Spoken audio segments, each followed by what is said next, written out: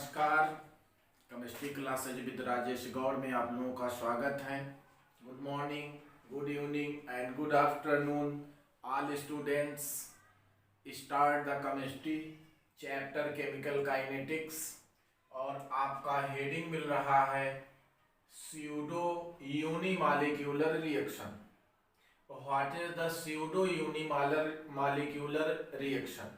किसे कहा जाता है pseudo unimolecular reaction? Most important है ये आपका हेडिंग, बहुत ज्यादा आया है। इसकी डेफिनेशन है the reaction have the first order reaction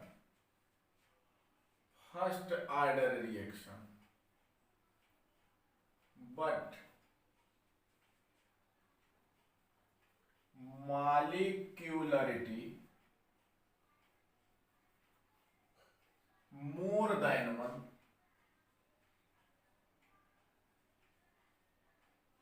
called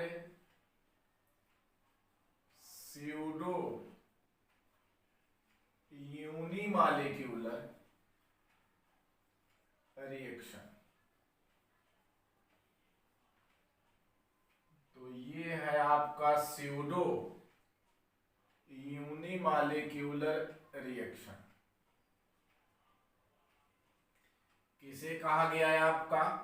ऐसा रिएक्शन जिसका ऑर्डर कितना हो? फर्स्ट हो। ये फर्स्ट ऑर्डर रिएक्शन हो और मॉलिक्यूलरिटी जो है ये मोर देन वन हो, एक से क्या हो? अधिक हो, कहलाएगा स्यूडो यूनिमॉलिक्यूलर रिएक्शन। इसकी हम देख लेते हैं एग्जाम्पल।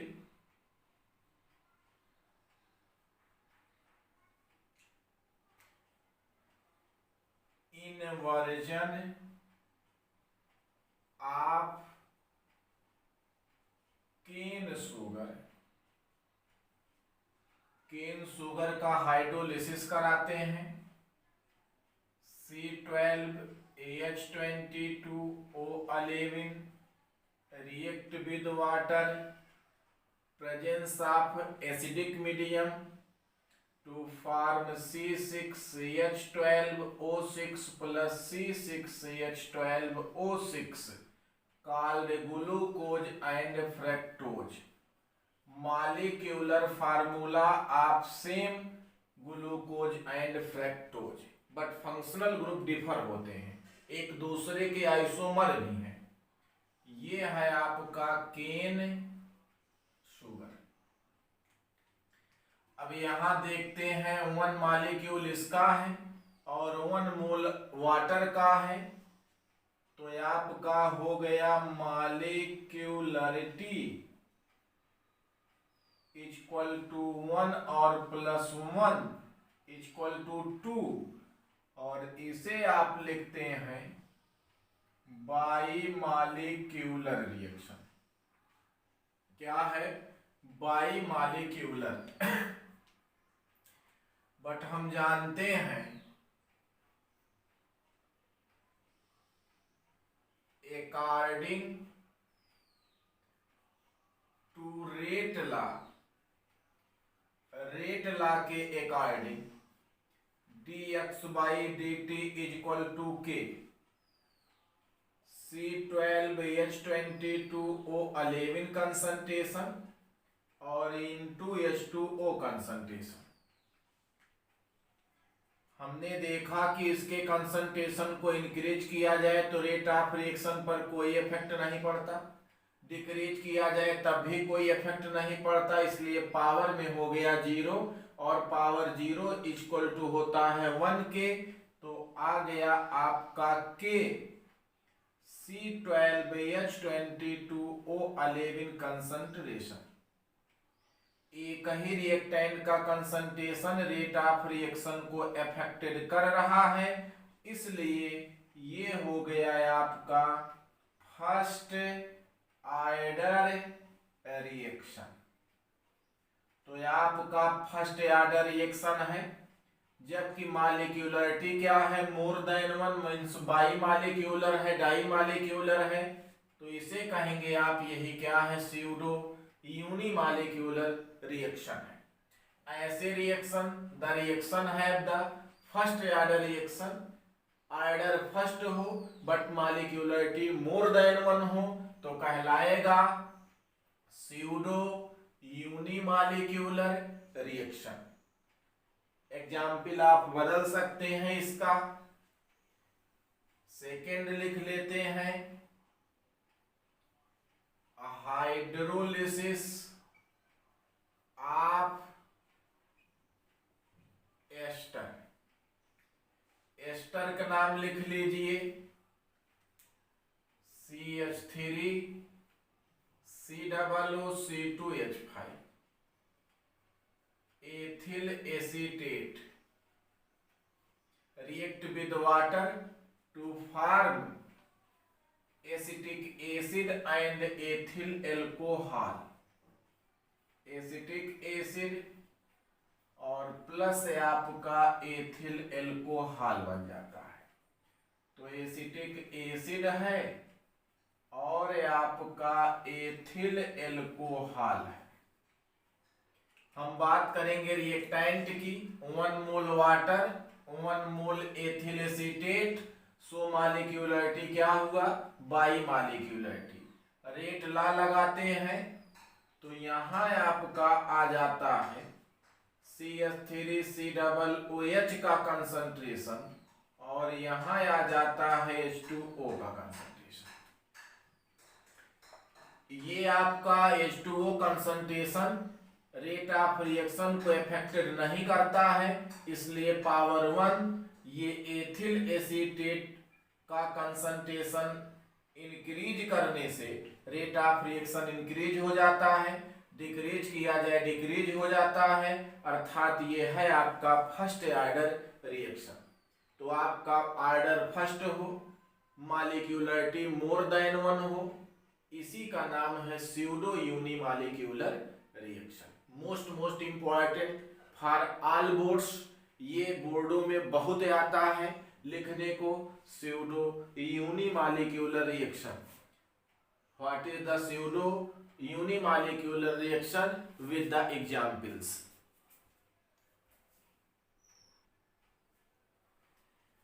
इसके बाद हम लोग बात करते हैं ऑर्डर ऑफ रिएक्शन के टाइप्स की।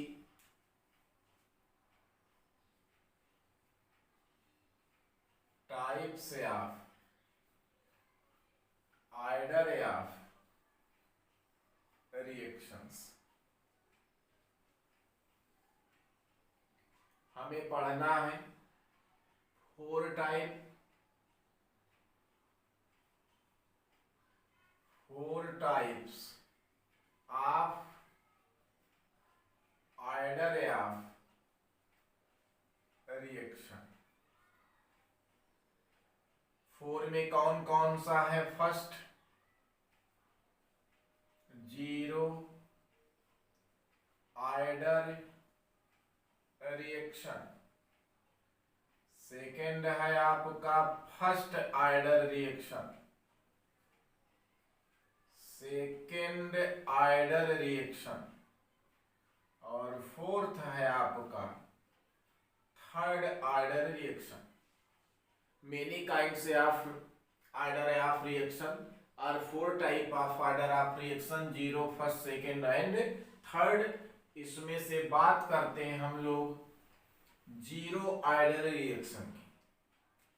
ये है आपका रिएक्टेंट कन्वर्ट हो रहा है आपका किसमें, प्रोडक्ट में। According to rate law dx/dt directly proportional है A के कंसंट्रेशन, इसको इक्वल कर लीजिए, dx/dt equal to k A का कंसंट्रेशन। क्या मिला, A का कंसंट्रेशन। ऑर्डर ऑफ रिएक्शन में बताया कि रिएक्टेंट का कंसंट्रेशन जो रेट ऑफ रिएक्शन को इफेक्टेड करता है, डिटरमाइन करता है वो कहलाता है ऑर्डर ऑफ रिएक्शन। तो यहां जीरो में ये देखा गया कि आपका जो रेट ऑफ रिएक्शन है इसे रिएक्टेंट का, ये रिएक्टेंट के कंसंट्रेशन पर इंडिपेंडेंट रहता है।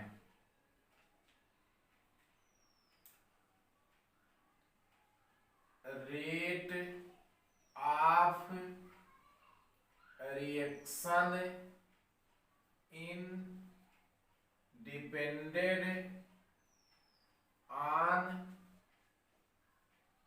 concentration of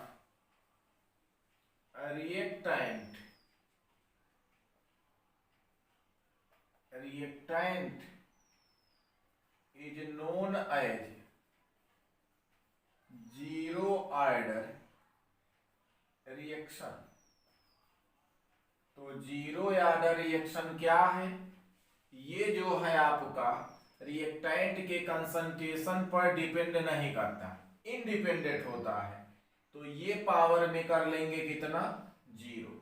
और यदि पावर में जीरो हो गया तो आपका हो जाएगा dx/dt is equal to k। dx/dt is equal to क्या आ जाएगा? k। इसे आप कहेंगे dx/dt is equal to k rate of reaction equal to velocity constant for zero order reaction.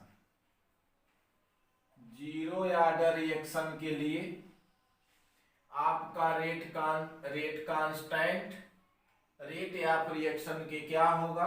Equal होगा, क्योंकि आपका रिएक्टेंट का कंसंट्रेशन रेट ऑफ रिएक्शन को इफेक्टेड नहीं करता, या रेट ऑफ रिएक्शन इस पे इंडिपेंडेंट रहता है, निर्भर नहीं होता है। तो ये है आपका zero order reaction. Zero order reaction की बात करते हैं तो इसके देखते हैं तमाम एग्जाम्पल्सों को।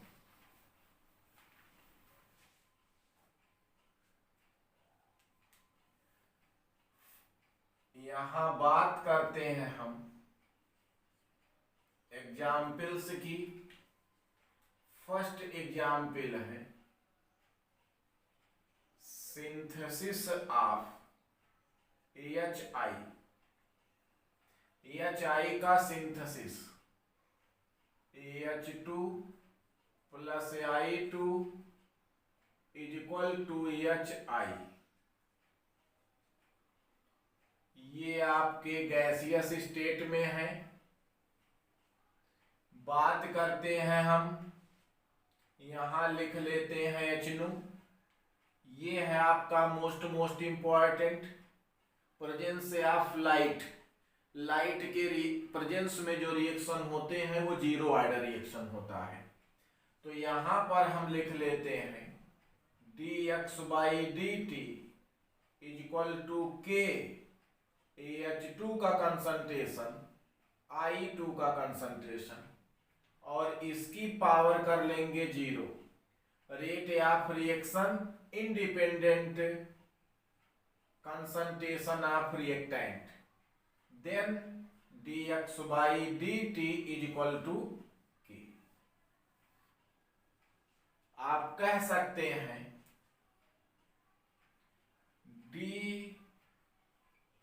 Composition of HI, hydrogen iodide का डीकम्पोजिशन।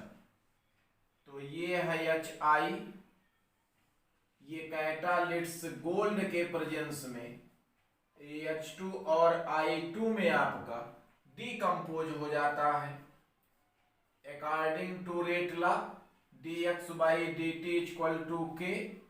HI का concentration power zero, then dx/dt equal to k zero order reaction. Always in zero order reaction, dx by dt is equal to k, rate of reaction equal to rate constant, always for zero order reaction. हमेशा जो है rate of reaction velocity constant के equal होगा zero order reaction में, क्योंकि reactant का concentration जो है ये रेट ऑफ रिएक्शन को अफेक्टेड करने में असमर्थ होता है। अगला एग्जाम्पल आप कह लेते हैं,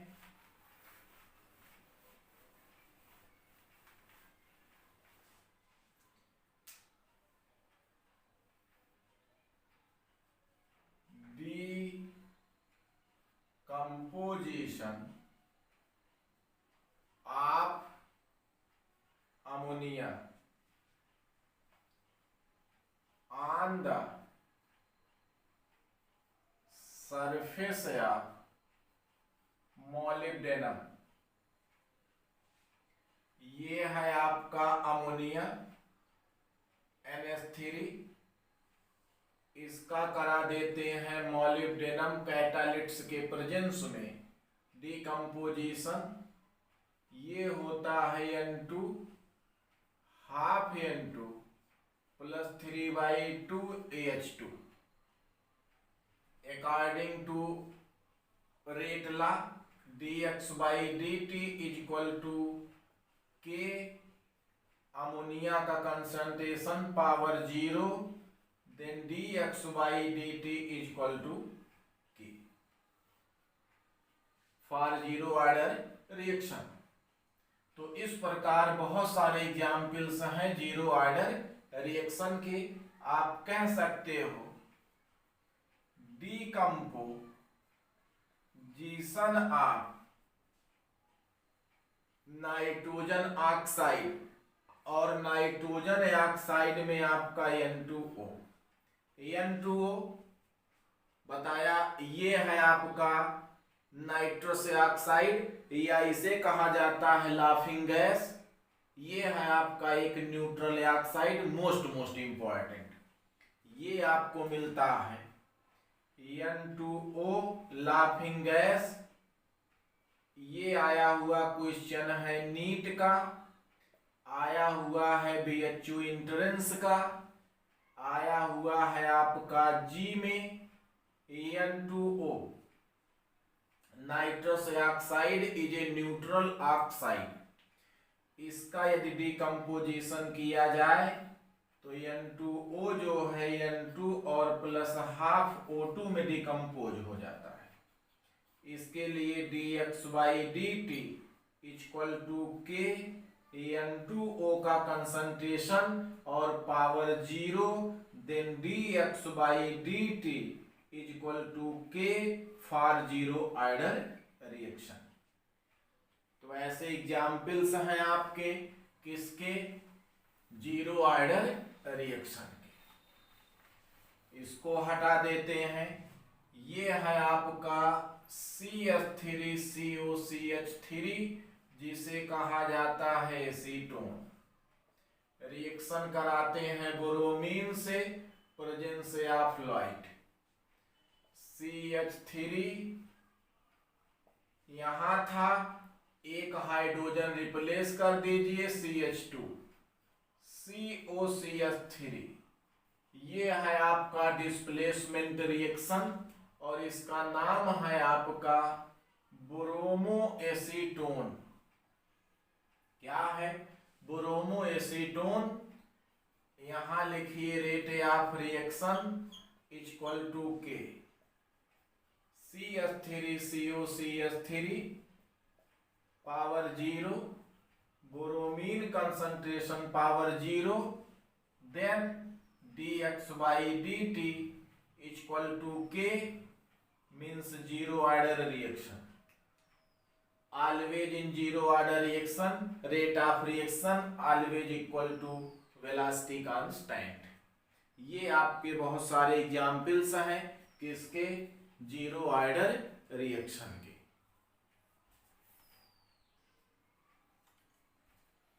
ध्यान देंगे जीरो ऑर्डर रिएक्शन के लिए,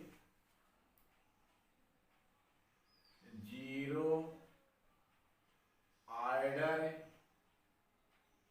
रिएक्शन।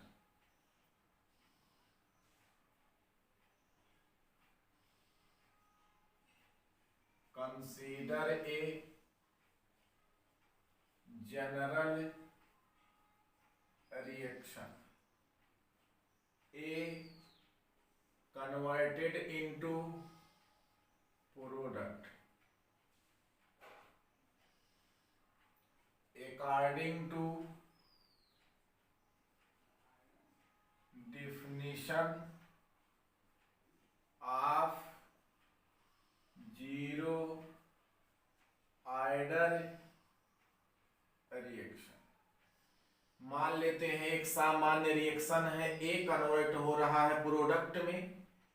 इस जीरो ऑर्डर डिफिनीशन के अकॉर्डिंग जो है dx by d t is equal to k, A का कंसंट्रेशन पावर जीरो,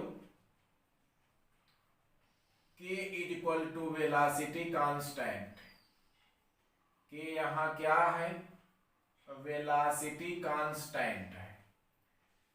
तो ये आ गया है आपका dx by d t is equal to के।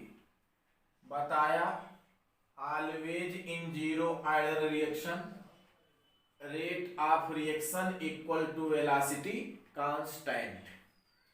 के को इधर कर लेते हैं, इसको इधर कर लेते हैं, इक्वेशन फर्स्ट मान लेते हैं। तो ये आ गया dx इक्वल टू, ऐसे लिख लिया जाए, dx equal to K D T. Do the integration,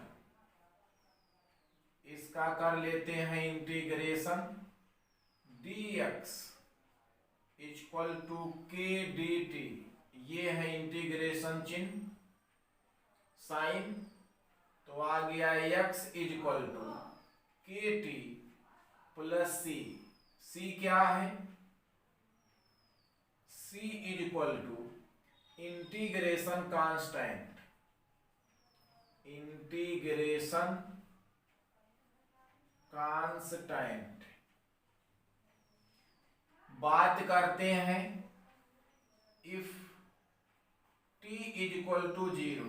अभी समय कुछ नहीं बीता है, t जीरो है, तो आपका x भी क्या होगा? जीरो। इस वैल्यू को इसमें पुटअप किया जाए तो ये आ गया x इज इक्वल टू के इंटू जीरो प्लस सी। x बराबर भी क्या है? जीरो। तो c इज इक्वल टू आ गया क्या? जीरो। c जीरो यहां हो गया, इसलिए x इज इक्वल टू आ गया क्या? k और t। इस प्रकार k आ गया x बाई टी। ये आ गया k is equal to x by t. x क्या है? कंसंट्रेशन है, और ये t क्या है? टाइम है। तो k की यूनिट हो गई कंसंट्रेशन टाइम की पावर माइनस, या इसे आप कहेंगे मोल per litre per second. Mole per litre per second most important unit of K for zero order reaction. Most important, बहुत ज्यादा आया है आपका सभी इंट्रेंसों में। तो यहां आप देख सकते हैं, ये है आपका एक रिएक्टेंट कन्वर्ट हो रहा प्रोडक्ट में। हम डिफिनीशन के अकॉर्डिंग लिख लेते हैं रेट ऑफ रिएक्शन। ये रिएक्टेंट के कंसंट्रेशन पर जीरो ऑर्डर में डिपेंड नहीं करता, इंडिपेंडेंट रहता है। तो पावर में 0.1 हो गया के बराबर। हमेशा जो है रेट ऑफ रिएक्शन के इक्वल होगा जीरो ऑर्डर रिएक्शन में। इसे इधर ले लेते हैं, इसे इधर पक्षांतर कर लेते हैं और दोनों का निकाल लेते हैं इंटीग्रेशन। टी वैल्यू 0 तो x भी 0, दोनों की वैल्यू यहाँ पुटअप करते हैं तो आ जाता है आपका c इक्वल टू 0, इसमें रख देते हैं। यदि c 0 इसमें रख दिया गया तो x इक्वल टू क्या आ गया, kt, k बराबर x बाई टी। तो x है कंसंट्रेशन, t है टाइम, कंसंट्रेशन टाइम पावर -1, या आपका मोल per litre per second, second को मिनट, आवर, ईयर कुछ भी कह सकते हैं आप। तो ये हुआ आपका जीरो ऑर्डर रिएक्शन। इसके बाद करते हैं हम कैरेक्टर्स की।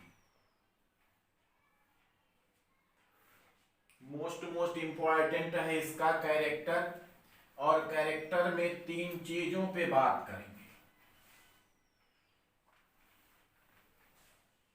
यहां लिख लेते हैं characters of zero order reaction.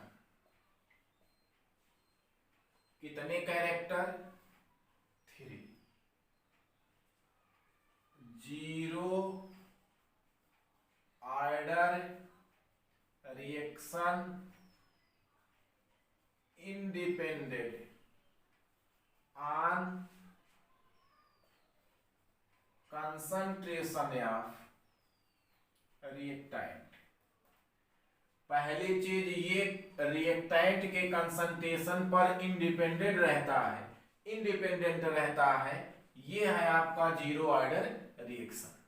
Second, unit of K is equal to mole per litre पर आपका सेकेंड। मोल पर लीटर को कहा जाता है कंसंट्रेशन, और ये हो जाएगा आपका सेकेंड इनवर्स 1 -1 मोल per litre per second. Second time है, ईयर है, आवर है, कुछ भी है। ये बहुत ज्यादा आया, इसको भूलने की जरूरत नहीं है। यही 2 पॉइंट ऐसे 3 पॉइंट हैं जो बार बार आते रहे। थर्ड की बात करते हैं आप, ये है आपका half life period, T half, directly proportional to initial concentration of reactant। ध्यान देंगे, ये है आपका टी हाफ, डायरेक्टली प्रोपोर्शनल है। यदि हम इनिशियल कंसंट्रेशन ए मान लें तो ये आपके रिएक्टेंट के इनिशियल कंसंट्रेशन के डायरेक्टली क्या होता है, प्रोपोर्शनल होता है। इन 3 बातों को ध्यान देंगे। ये है आपका most important, all boards, all competitions, ये IIMLNR में आया है, आपका नीट में, और सबसे ज्यादा आया है आपका, सबसे ज्यादा क्या आया, unit of zero order reaction. उससे कहीं ज्यादा आया आपका हाफ लाइफ पीरियड जो है, ये रिएक्टेंट के इनिशियल कंसंट्रेशन की होता है आपका डायरेक्टली प्रोपोर्शनल होता है। बहुत बार आया है, ध्यान देंगे इस बात को।